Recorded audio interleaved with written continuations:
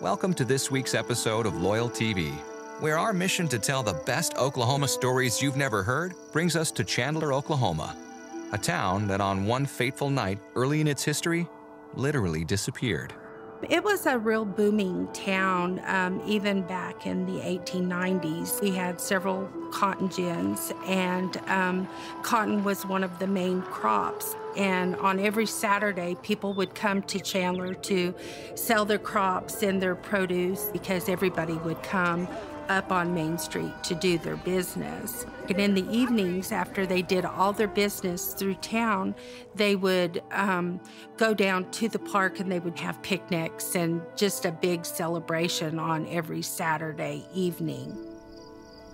On a quiet day in late March 1897, as the sun began to set, people were settling in with their families, completing the last of the day's chores, or enjoying a hot meal in a little restaurant on the main thoroughfare.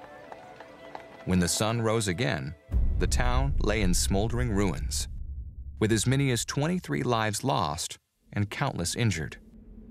The town of Chandler had been wiped off the face of the earth.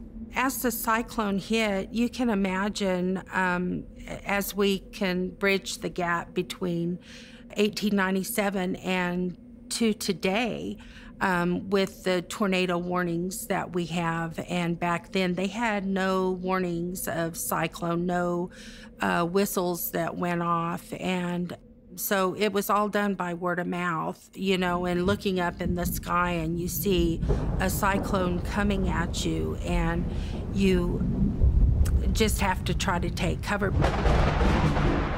People scattered in every direction, desperately seeking any form of shelter. In a matter of minutes, almost every business, home, church, and outhouse in town was gone, except for the Presbyterian Church, standing like a beacon of hope on a hill.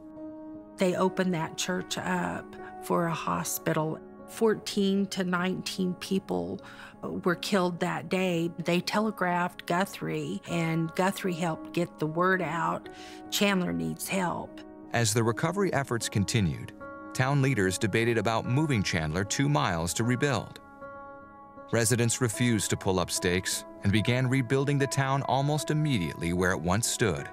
I think that the connection between the Moore tornadoes and the cyclone, people reacted the same way. People are people. People have big hearts, and especially in smaller towns, you're such a close-knit community. And people just come together, and if somebody needs something, that person is going to get it. Within 2 years, Chandler once again thrived. By the time Oklahoma became a state, the little town had grown into a flourishing county seat with a grand courthouse to replace the one that was lost to the cyclone. If you go through something that tragic, like a cyclone, and then you have the people that pull together, they're tough people, and the heritage just lives on in your DNA. Next time you hear that siren test on a Saturday at midday, spare a thought for the frontier town of Chandler and just how far it's come since that fateful day in 1897. Join us next week as we find out where in Oklahoma one of the last great gunfights of the Wild West blazed its way into history. Only on LoyalTV.